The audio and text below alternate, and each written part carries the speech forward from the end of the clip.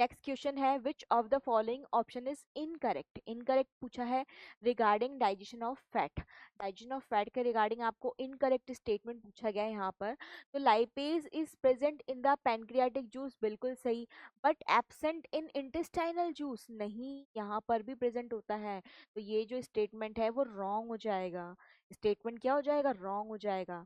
दूसरा देखिए, emulsification of fat increases the action of lipase on fat, बिल्कुल सही है ना, बिल्कुल सही स्टेटमेंट है ना। तो अब यहाँ पर क्या है, देखो इन्होंने ये स्टेटमेंट सही कर दिया, हम इसको इस वाले स्टेटमेंट को सही कर देते हैं तो ये सही हो गया। फिर इन्होंने क्या बोला, most of the fat is digested by pancreatic lipase in the small intestine. जो हमारा मोस्टली फैट है टीचर्स, वो कहाँ पे डाइजेस्ट होता है, पैनक्रियाटिक लाइपेज की हेल्प से स्मॉल इंटेस्टाइन में। तो ये भी सही है ना। इससे पहले वाला भी सही था कि यदि आप इमल्सिफिकेशन करवाओगे तो इमल्सिफिकेशन के बाद ही जो लाइपेज है वो एक्टिवेट होता है और इमल्सिफाइड फैट पे वर्क करता है। तो दोनों स्टेटमेंट करेक्ट है।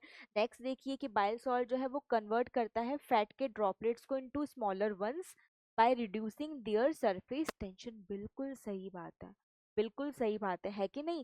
बाइल सॉल्ट जो है वो बड़े फैट ड्रॉपलेट्स को किस में कन्वर्ट कर देता है, छोटे छोटे ड्रॉपलेट्स में, जिससे उनका क्या होता है, surface area, surface tension reduce करके ब्रेक करता है, तो उसका सरफेस एरिया बढ़ जाता है ना।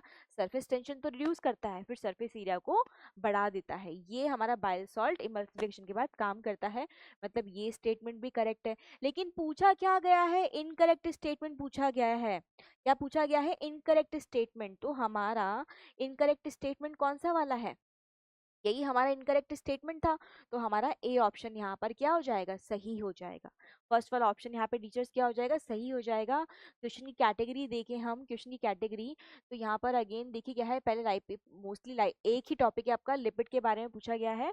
और थोड़ा सा मैं इसको देख पा रही हूँ कि ईजी तो नहीं है ये, इसको मीडियम कैटेगरी में डाल देते, मीडियम कैटेगरी में इसको हम डाल देते। सोचना पड़ा ना इसको लेके हमें।